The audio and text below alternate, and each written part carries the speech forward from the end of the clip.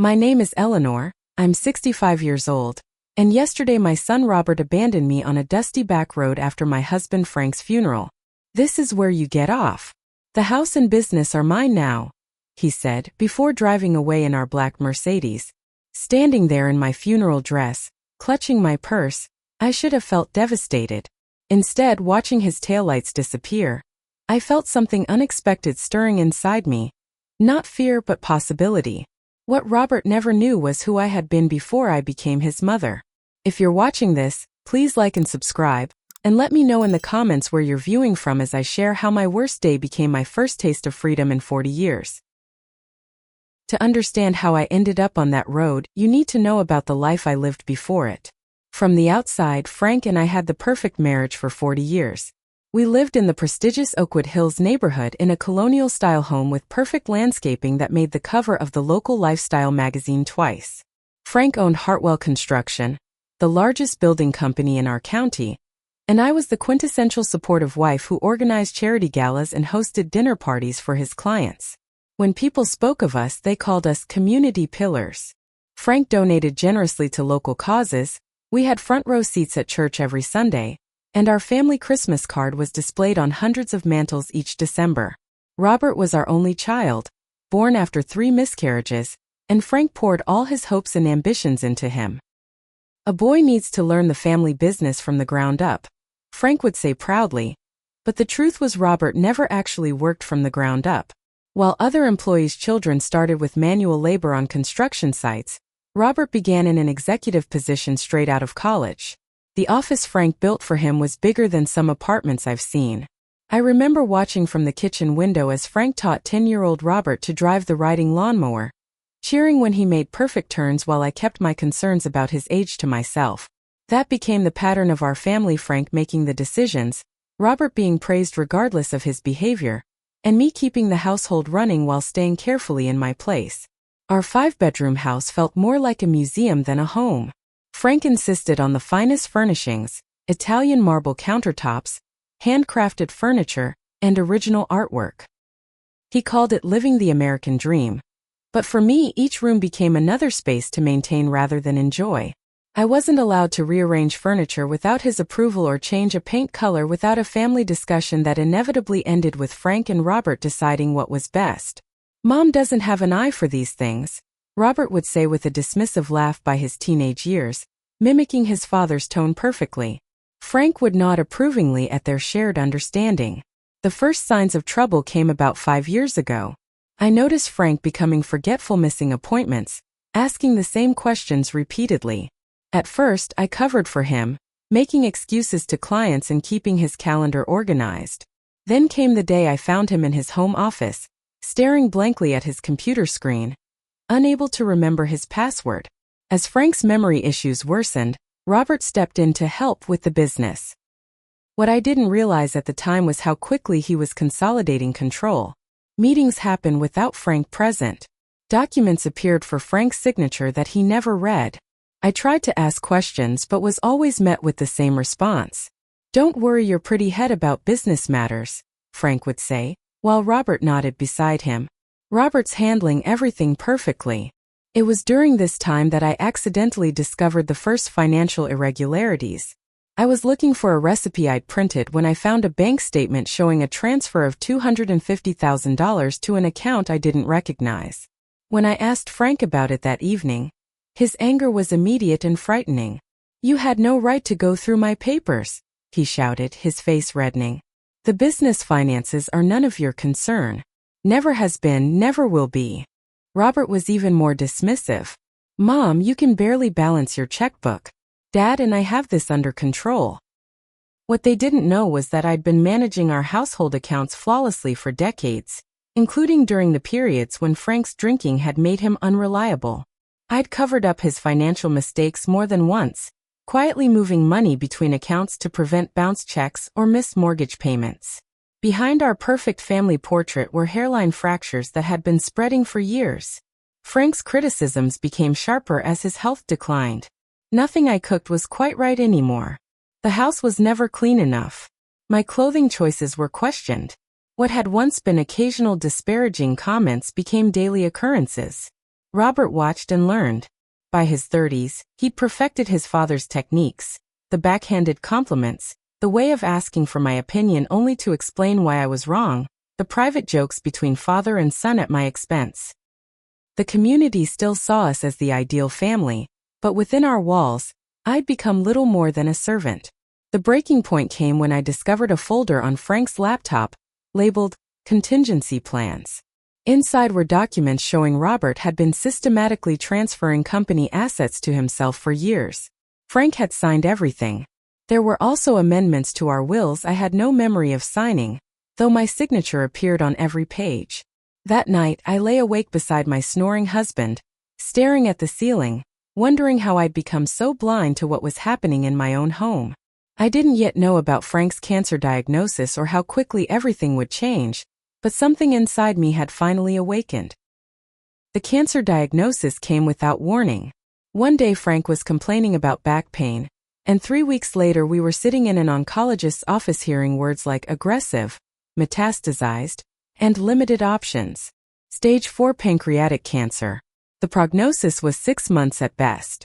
I became Frank's primary caregiver overnight. Despite our troubled marriage, I couldn't abandon him when he needed help. I administered medications, changed bedding, prepared special meals, and drove him to endless appointments. Through it all, Frank remained Frank, demanding and critical even as his body failed him. "The soup is too hot," he'd complain. "You never could get the temperature right." Or, "If you'd made me go to the doctor sooner, maybe they could have caught this earlier." Robert's visits became increasingly rare as his father's condition deteriorated. He always had excuses: business meetings, client dinners, conferences he couldn't miss. When he did visit, he spent most of the time in Frank's home office rather than at his father's bedside. "Robert's keeping the business running," Frank would defend him. "That's more important than sitting here watching me die." It was during one of Frank's hospital stays that I made the discovery that shattered what remained of our marriage. Looking for insurance documents in Frank's desk, I found a manila envelope taped to the underside of a drawer. Inside were photos of a woman and 2 children I'd never seen, along with birthday cards addressed to Dad in unfamiliar handwriting. The oldest card was dated 19 years ago. For nearly 2 decades, Frank had been maintaining another family, while I kept his home and raised his son. There were bank statements showing regular payments to an address in a town just 40 minutes away. Frank had built a construction business while constructing an elaborate double life. I sat on our bedroom floor surrounded by evidence of his betrayal, trying to reconcile the man I'd married with the man revealed in these documents. Part of me wanted to confront him immediately, to demand explanations, to scream in rage after 40 years of compliant silence. But another part, a cooler, calculating part one barely recognized, whispered to wait. So I did. I photographed everything, then returned the documents exactly as I'd found them. I needed time to process what I'd discovered and to plan my next steps. For the first time in decades, I began to think about a life after Frank. In his final weeks, Frank's deterioration accelerated. The strong man who had dominated our household for decades now relied on me for his most basic needs. Despite everything, I cared for him as compassionately as I could. During brief moments of lucidity between morphine doses, I sometimes caught him watching me with an expression I couldn't interpret. Not quite regret, not quite appreciation, but something in between. 3 days before he died, Frank asked for a private moment with Robert. I was changing the sheets on our bed when I overheard their conversation through the partially open door. "Promise me you'll take care of your mother." Frank's voice was thin but insistent. "Of course, Dad," Robert replied smoothly. "I'll make sure she's taken care of." When I glanced through the doorway, I saw Robert's expression, a cold calculation that sent a chill through me. In that moment, I knew whatever Frank meant by "take care of," Robert had his own interpretation. The funeral was exactly what Frank would have wanted: hundreds of attendees, elaborate floral arrangements, eulogies praising his business acumen and community contributions. I sat in the front row beside Robert, accepting condolences from people who had known only the public version of my husband. Robert played the part of the grieving son perfectly, his arm protectively around my shoulders whenever anyone approached. "Don't worry, Mom," he said repeatedly for others to hear. "I'll handle everything now." After the service, as guests gathered at our home for the reception, I noticed Robert checking his watch repeatedly. As the last visitors departed, he insisted on driving me to get some air, to clear my head after the emotional day. "Let me take care of you, Mom," he said, opening the passenger door of his Mercedes, just like Dad wanted. I got into the car, still wearing my funeral dress, clutching my purse with the few photos of Frank I actually wanted to keep. I had no idea I was driving toward the moment that would change everything. As Robert drove away from our neighborhood, I assumed we were heading to the park where I often walked when I needed to think. Instead, he turned onto the highway heading out of town. "Where are we going?" I asked, noticing we were driving in the opposite direction of any place that made sense. "Just trust me, Mom," Robert replied, his voice unnervingly calm. "We need to talk somewhere private." The silence between us grew heavier as familiar surroundings gave way to countryside. After 20 minutes, he turned onto a narrow county road I didn't recognize, then onto an even smaller dirt road leading into wooded property. "Robert, what is this place?" My voice sounded strange to my own ears, higher, tighter. He drove another quarter-mile before stopping abruptly. The road continued ahead, but there was nothing around us, no houses, no businesses, just trees and undergrowth in the beginning of dusk. "Get out," he said flatly. "What?" "Robert, what are you talking about?" "Get out of the car, Mother." His voice hardened into something I'd never heard before. "This is where you get off. The house and business are mine now." I stared at him, certain this must be some terrible joke. "Robert, you can't be serious. Take me home right now." "That's not your home anymore," he said, reaching across me to push open my door. "Dad left everything to me. Everything. The house. The business. The accounts. It's all legally mine now." "That's impossible," I said, though the folder I'd found months earlier flashed in my mind. "We had a will. Joint ownership." Robert's laugh was cold. "The will was updated last year. You signed it, remember? When Dad was first getting sick.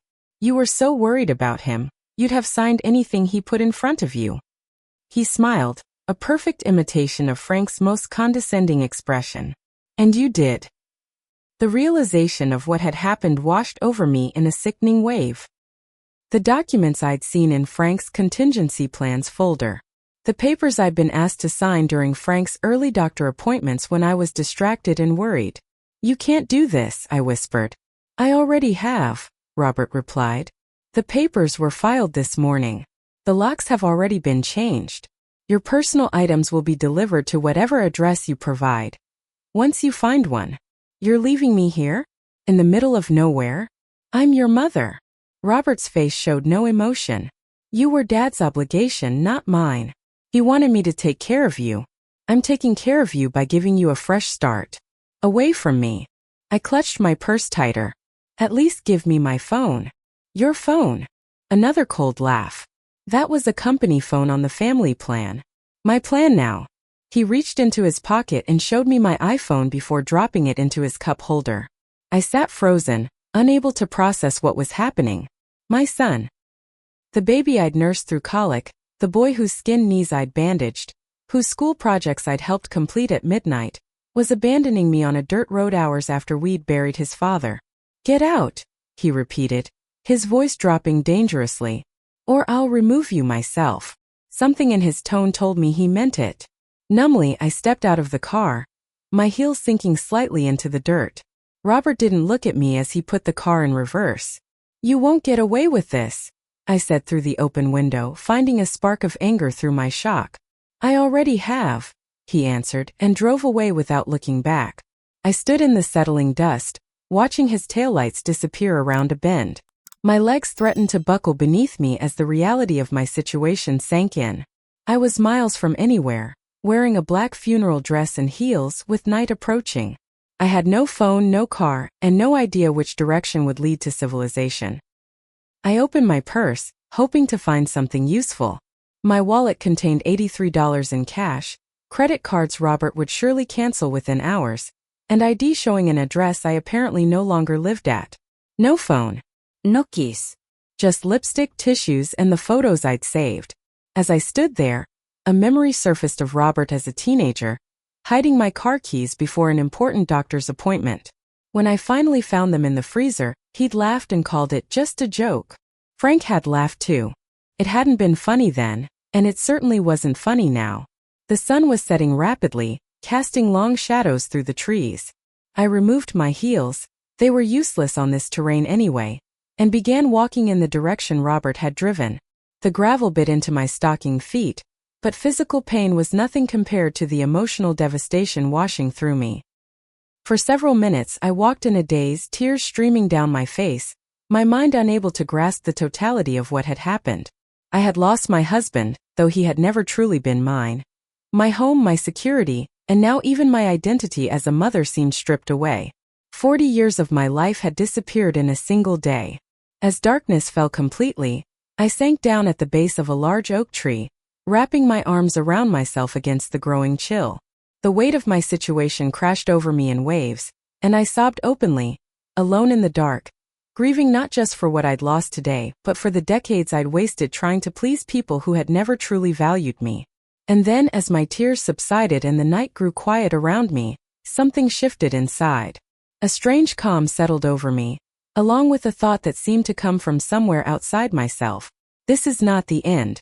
This is the beginning. I looked up at the stars becoming visible through the branches above me. For the first time in 40 years, no one was telling me what to do, how to behave, what to wear, what to say. Despite everything, despite the uncertainty and the fear, there was something else growing stronger by the minute. Freedom. As the night air grew colder, I knew I needed to find shelter. Standing up, I brushed the dirt from my dress and looked around. The full moon provided enough light to follow the road, and I began walking with more purpose now. With each step, memories began to surface, not of my life with Frank, but of who I had been before I met him.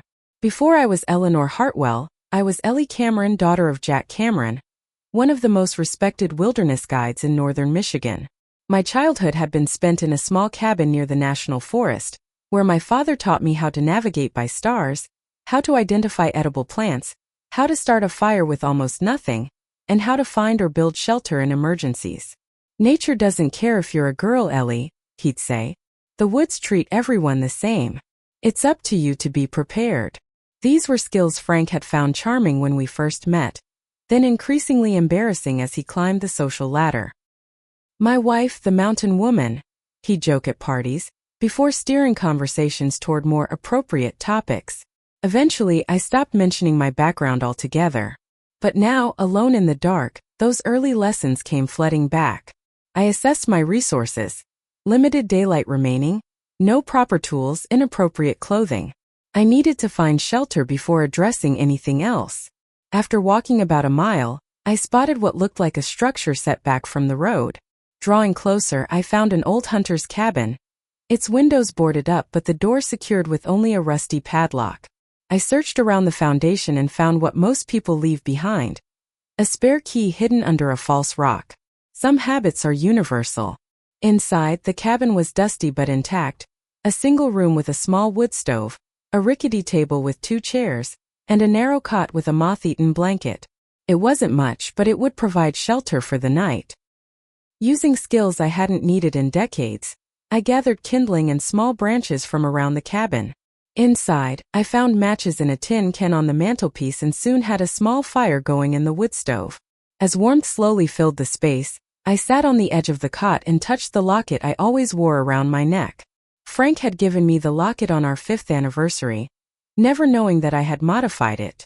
Behind the photo of us as a young couple was a small compartment where I kept a key not to our home or any building, but to a safe deposit box Frank knew nothing about.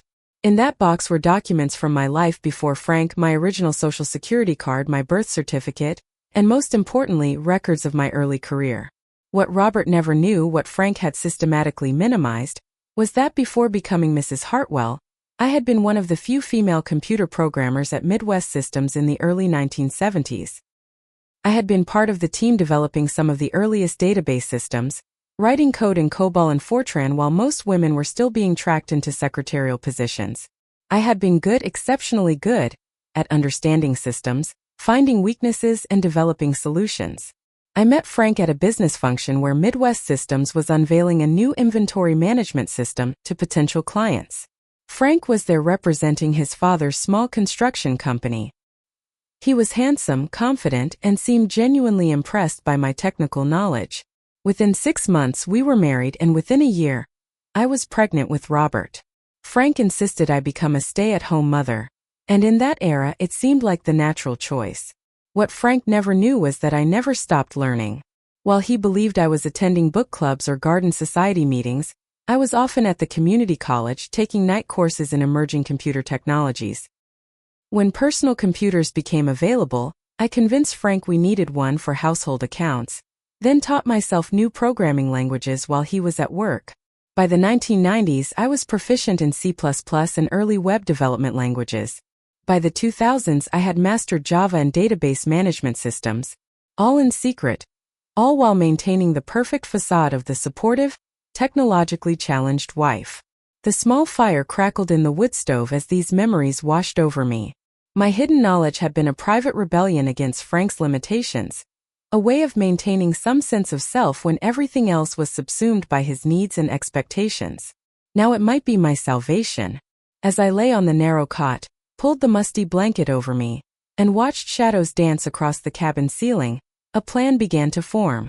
Robert believed he had abandoned a helpless, technologically ignorant woman who would struggle to even find her way back to civilization. He had no idea who I really was or what I was capable of. For the first time since Frank's diagnosis, I slept deeply and dreamlessly, awakening with the first light filtering through the cracks in the boarded windows. I was stiff from the hard cot and still wearing my funeral dress, but my mind was clearer than it had been in years. I knew what I needed to do. After using the cabin's rusty pump to wash my face and hands, I set out again, following the dirt road. Within 2 hours of steady walking, I reached a paved county highway, and 30 minutes later, I was able to flag down a passing truck. The elderly farmer inside looked skeptical at my appearance but agreed to drive me to the nearest town after I explained I'd had car trouble. As we drove, I looked down at my wedding ring, a 2-carat diamond in a platinum setting that had always felt more like a brand of ownership than a symbol of love. It was worth at least $10,000, more than enough to get me started on my new life. I had lost everything, but in that loss, I had found something I thought was gone forever: myself. The town the farmer brought me to was called Millfield, small enough that a woman in a wrinkled funeral dress attracted attention, but large enough to have the resources I needed. My first stop was a pawn shop where I sold my wedding ring for $4,000, far below its value, but enough for immediate needs. Tough times? The pawnbroker asked, examining the ring. New beginnings, I corrected him. With cash in hand, I purchased a basic change of clothes from a thrift store, then checked into a small motel on the edge of town. The desk clerk looked dubiously at my funeral dress, but the sight of cash smoothed away any questions. After a long shower that washed away the physical remnants of my ordeal, I dressed in my new second-hand clothes and walked to the local library. Public libraries had been my sanctuary for years, places where Frank rarely followed and where I could access information freely. This one was small but had what I needed most: computers with internet access. Sitting at a terminal in the back corner, I began by searching for news about Frank's death. As expected, there was a respectful obituary in our hometown paper, mentioning his business success and community contributions. I was described as his loving wife of 40 years, while Robert was the devoted son who will continue his father's legacy. Next, I created a new email address under a name Frank and Robert wouldn't recognize, using my middle name and my mother's maiden name. With this, I set up accounts on several freelance programming platforms, listing my actual skills and experience while using my new identity. Then came the more delicate work. I began accessing accounts I knew existed but that Frank thought I knew nothing about. His pattern for passwords had remained consistent for years: combinations of his birth year, our anniversary, and Robert's birth date. For security questions, he always used the same answers: his first car, Mustang; his high school mascot, Eagles; his childhood pet, Rex. Within an hour, I had accessed Frank's primary email account, which automatically gave me access to his cloud storage, where he kept copies of important documents. There I found what I was looking for: The amended will Robert had mentioned, financial statements for accounts I'd never known existed, and correspondence with attorneys that confirmed my worst suspicions. Frank and Robert had been systematically transferring company assets for years, preparing for this exact scenario. What they hadn't anticipated was that I would discover their plan or have the skills to unravel it. Most damning of all was a folder labeled Offshore Holdings, containing records of accounts in the Cayman Islands where Robert had been transferring company funds. These weren't just normal business accounts. They contained millions that had never been reported on tax returns. The evidence of their tax evasion and fraud was comprehensive and damning. I downloaded everything to a USB drive I purchased from the library gift shop, then began covering my tracks, erasing my browsing history and logging out of all accounts. As I worked, I formulated the next phase of my plan. Robert believed I was helpless without him, wandering lost on a back road or perhaps taken in by some good Samaritan who would help the poor abandoned widow. He would expect me to be desperate, to come begging for help, or to simply disappear into obscurity. The last thing he would expect was for me to fight back. But I wasn't just fighting for myself. During my search, I had discovered something that made my blood run cold: evidence that Robert had been systematically embezzling from client accounts for years. People who had trusted Hartwell Construction with their building projects had been quietly defrauded, their funds diverted to Robert's personal accounts. Some were charities. Others were families investing everything in their dream homes. My next stop was the Millfield Public Library's reference desk, where I asked for help finding contact information for law enforcement agencies. The helpful librarian provided me with both local and federal contacts, assuming I needed to report a missing person or stolen property. In a way, she wasn't wrong. Back in my motel room, I used the prepaid phone I'd purchased to make a call to the FBI's Financial Crimes Division. I didn't identify myself immediately, instead requesting information about how to report suspected tax evasion and wire fraud anonymously. The agent I spoke with was professional but cautious, explaining the process while trying to determine if my report would be credible. I asked specific questions about evidence requirements and whistleblower protections, taking careful notes. When I mentioned the approximate amount involved, over $12 million, his tone changed noticeably. "Ma'am, with allegations of this magnitude, we would strongly prefer to have an in-person interview," he said. "Can I ask how you came to be aware of these activities?" "I lived with them," I replied simply, "for 40 years. Over the next 3 days, I established a base of operations in my motel room, using the library computers during the day and planning my strategy at night. I created a comprehensive timeline of Frank and Robert's financial activities, cross-referenced with company records I could access remotely. I documented every instance of fraud I could find, organizing the evidence chronologically and by type of crime. By the 4th day, I was ready to take the next step. I called the FBI office again and asked to speak with Detective Diana Mercer, a name the agent had provided during our initial conversation. "Detective Mercer, my name is Eleanor Hartwell," I said when she came on the line. "My husband recently died, and my son abandoned me on a rural road after informing me that I no longer owned my home or had any claim to the family business. In the process of figuring out what happened, I've discovered evidence of extensive financial crimes. I'd like to come in and make a formal statement." The silence on the other end lasted several seconds before she responded. "Mrs. Hartwell, we've received a missing persons report for someone of that name just yesterday. Your son Robert Hartwell is quite concerned about your whereabouts." I couldn't help the bitter laugh that escaped me. "I'm sure he is. Detective, I have documentation of tax evasion, wire fraud, embezzlement, and several other financial crimes committed by both my late husband and my son over the past decade. I also have reason to believe they've been defrauding clients and business partners. I'm prepared to provide complete access to this evidence on one condition." "We don't typically negotiate with witnesses, Mrs. Hartwell." "This isn't a negotiation," I replied calmly. "It's a matter of survival. I need assurance that I'll be protected from my son. He's already demonstrated what he's willing to do to me for money. I have no reason to believe he'd hesitate to do worse if he knew I was preparing to testify against him." Detective Mercer was silent again, then said, "I think we can arrange something. When can you come in?" "Tomorrow," I said. "And detective?" Until then, please don't let my son know I've been found." After hanging up, I sat on the edge of the motel bed, my hands trembling slightly. There would be no going back from this point. I was about to expose decades of criminal activity by the two men I had once loved most in the world. But as I thought about the clients they had defrauded, the trust they had betrayed, including mine, I knew it was the right thing to do. That night, I used the last of my cash to purchase a bus ticket to the city where the FBI field office was located. As I packed my few belongings, I touched the locket around my neck and thought about the safe deposit box key hidden inside.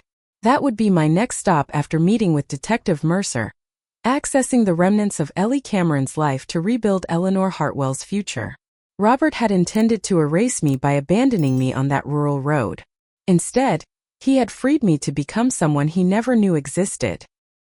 Detective Diana Mercer was not what I expected. In her early 40s with prematurely silver hair cut in a practical bob, she exuded a quiet competence that immediately put me at ease. Her office at the FBI field office was small but meticulously organized, with family photos carefully arranged on her desk. "Mrs. Hartwell," she said, gesturing to the chair across from her. "Thank you for coming in. Before we begin, I want to assure you that your safety is our priority." For the next 3 hours, I walked Detective Mercer through everything I had discovered. I provided copies of documents, access to accounts, and detailed explanations of how Frank and Robert had structured their financial crimes. As a financial crimes specialist, she followed my technical explanations easily, occasionally stopping me to clarify points or request additional details. "You seem very knowledgeable about computer systems and financial structures for someone who, according to your son, barely knows how to use a smartphone," she observed during a break. I smiled. My son and husband preferred to believe that about me. It made them feel superior and kept them from worrying about what I might discover. "And what you discovered was a multi-million-dollar criminal enterprise," Detective Mercer said, reviewing her notes. "Tax evasion, wire fraud, embezzlement, money laundering, the list goes on. Will it be enough?" I asked. She looked up, her expression serious. "More than enough. Mrs. Hartwell, with the evidence you've provided, we can obtain warrants immediately. Your testimony alone would be compelling, but the documentation you've brought gives us a clear path forward. What happens next?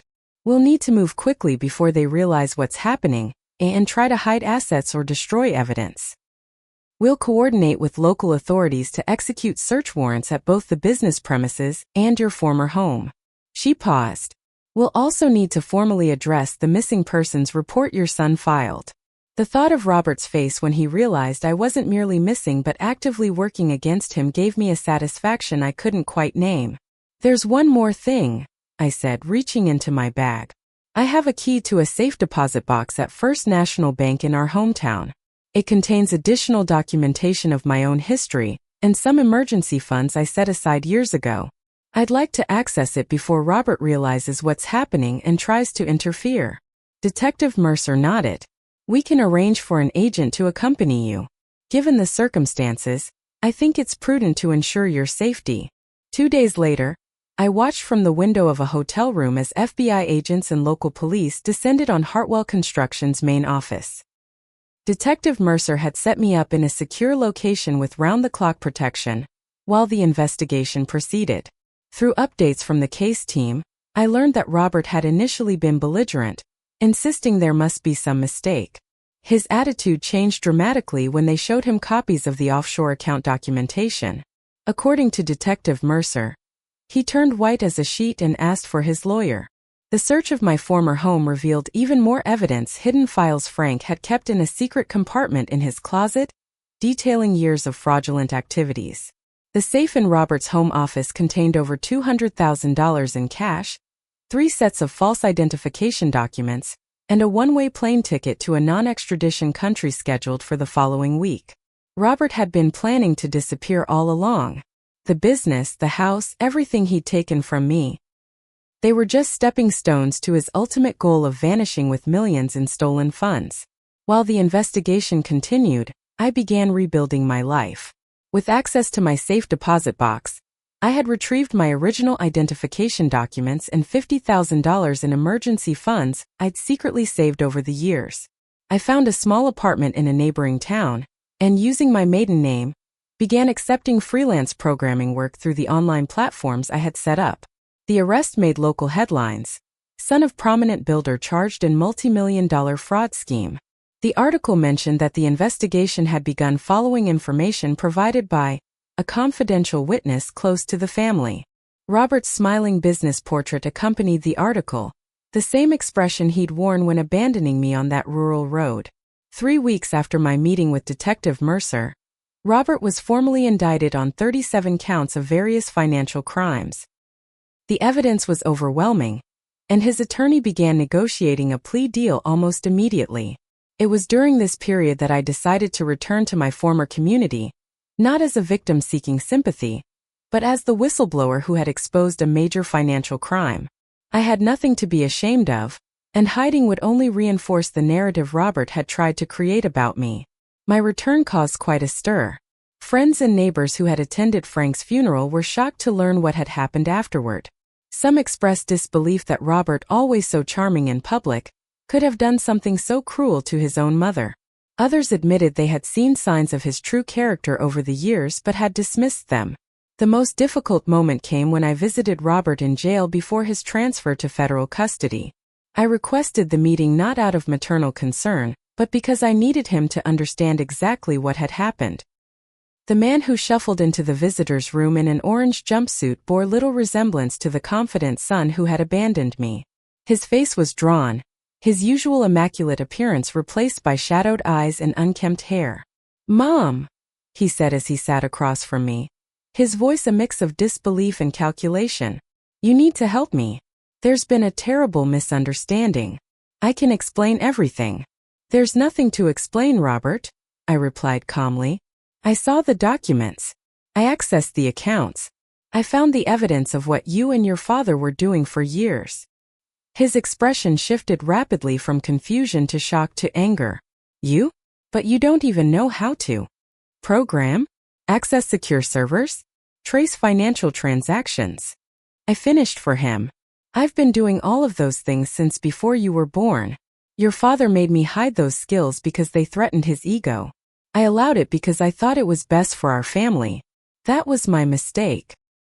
"You destroyed everything," he hissed, leaning forward. "The business Dad spent his life building. Our family's reputation. My future." "No, Robert. You did that yourself the moment you decided I was disposable." His face contorted with rage. "You were always disposable. A convenience. Dad only kept you around because divorce would have been too expensive." The words were meant to wound, but I felt nothing beyond a distant sadness for the man I had raised and the relationship we would never have. "I didn't come here to argue or to hear your justifications," I said, standing up. "I came to make sure you understood exactly who brought you down. It wasn't the FBI or the prosecutors or even your own greed. It was the woman you left on the side of the road with nothing but her purse and her funeral clothes." As I turned to leave, he called after me, "You'll never get the money back. We hid it too well." I paused at the door. "I don't want your money, Robert. I never did. I just wanted justice for myself and for all the people you and Frank defrauded over the years." The truth was, I didn't need their money. As part of the whistleblower provisions for financial crimes, I would be eligible for a percentage of the recovered funds, potentially millions. More importantly, I had my skills, my independence, and a future entirely of my own making. Within 6 months, Robert accepted a plea deal that included full restitution to his victims, forfeiture of all illegally obtained assets, and a 15-year prison sentence. The house I had lived in for decades was sold as part of the asset forfeiture, and I felt nothing but relief watching the sold sign go up. Detective Mercer became a friend during this period, occasionally checking in to see how I was adjusting to my new life. During one of our coffee meetings, she asked a question that made me pause. "What was the turning point for you, Eleanor? When did you decide to fight back instead of just surviving?" I considered this carefully before answering. It wasn't when Robert abandoned me, though that was the catalyst. I think the real turning point came months earlier, when I found evidence of Frank's other family. That's when I realized my entire marriage had been built on lies. Everything after that was just me finally acknowledging what I'd known subconsciously for years, that I deserved better. As the criminal case concluded, I made one final visit to the cabin where I had spent that first night after Robert abandoned me. It was still there, unchanged, a humble shelter that had provided refuge when I needed it most. I left a thank you note and $100 bill for the owner, along with a new padlock to replace the one I had picked. Standing there in the clearing, I realized how far I had come from the desperate woman in a funeral dress. That night had been my lowest point, but also the beginning of my liberation. Robert thought he was discarding me. Instead, he had set me free. 1 year after Frank's funeral, I stood in the doorway of my new office, taking in the clean lines and modern furniture I had chosen myself. The sign on the door read Cameron Tech Solutions, named for my father who had taught me to be self-reliant long before I knew how valuable that skill would be. My company specialized in cybersecurity for small businesses and nonprofits, with a particular focus on helping older adults protect themselves from digital fraud. The irony wasn't lost on me. After decades of hiding my technological aptitude, I was now building a business around it. The aftermath of Robert's arrest and conviction had rippled through our community in ways I couldn't have predicted. Former clients of Hartwell Construction came forward with their own stories of irregularities and broken promises. Business partners revealed suspicions they had dismissed. The carefully constructed image Frank and Robert had maintained for decades crumbled completely. I received mixed reactions from those who had known us as a family. Some avoided me, uncomfortable with the truth that had been exposed. Others expressed support, though often with an underlying curiosity about the scandal that I found distasteful. A few, mostly women my age who had their own stories of subjugation and survival, became genuine friends. The grand house that had been my prison for 40 years was purchased by a young family with 3 children. When I drove past occasionally, I would see bikes in the driveway and a treehouse taking shape in the backyard. The sight brought me unexpected peace. Life continuing, new stories being written where old ones had ended. With my share of the recovered funds, I purchased a modest 2-bedroom cottage near a small lake outside town. It was nothing like the showcase home Frank had insisted upon. This place had character, warmth, and most importantly, it was entirely mine. I painted the walls colors Frank would have hated, hung artwork I actually enjoyed, and arranged the furniture for comfort rather than impression. 6 months after establishing my business, I received an unexpected letter from the State Women's Correctional Facility. Robert's wife Jessica, who had divorced him immediately after his arrest, wrote to apologize for her complicity in his behavior. "I always knew something wasn't right in the way he treated you," she wrote. "But I was afraid to speak up. I see now that my silence made me part of the problem. I'm so sorry, Eleanor." Her letter was the first time anyone had called me by my name without the qualifier of Mrs. Hartwell in decades. It felt like reclaiming another piece of myself. I began speaking at women's groups and senior centers about financial independence and the warning signs of exploitation. My story resonated particularly with women of my generation who had surrendered their autonomy to husbands and sons, believing that was simply how things were done. "It's never too late to reclaim your life," became my closing line at these talks. I was 65 when I started over. The question isn't whether you can change your circumstances, but whether you're willing to take the first step.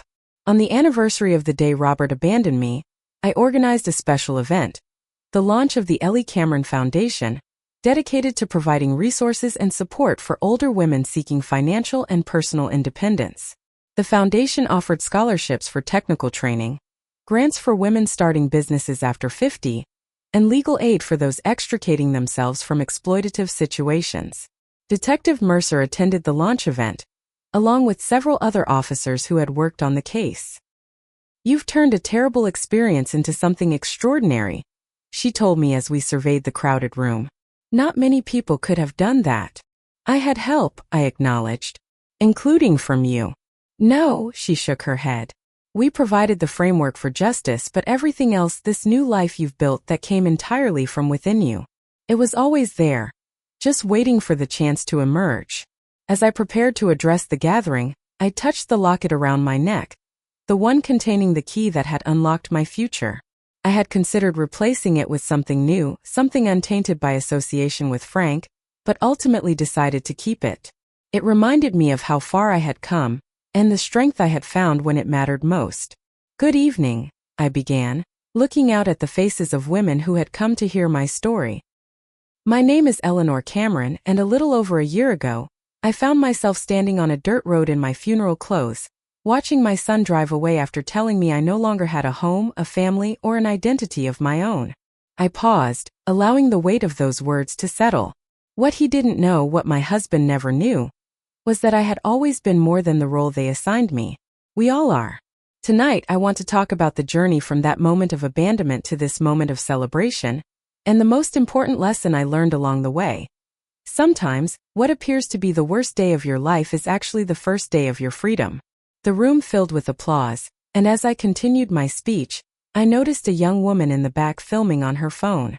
Later, she approached me and explained she was documenting stories of women's resilience for an online channel. She asked if she could share my story. I agreed immediately, knowing that somewhere another woman might be standing at her own crossroads, wondering if it was too late to change her life. Perhaps my journey could help her take that first step toward freedom. So if you're watching this now, wherever you are, I want you to know that it's never too late to reclaim your power. The skills and strength you need are already within you, sometimes hidden beneath years of doubt or others' expectations. My son thought he was punishing me when he left me on that road, but he actually gave me the greatest gift possible, the chance to remember who I truly was. Have you ever experienced a moment that seemed like an ending but turned out to be a beginning? I'd love to hear your stories in the comments below. And if my journey has resonated with you in any way, please like, subscribe, and share this video with someone who might need to hear that change is possible at any age. Thank you for listening, and remember, your next chapter is waiting to be written, and you alone hold the pen.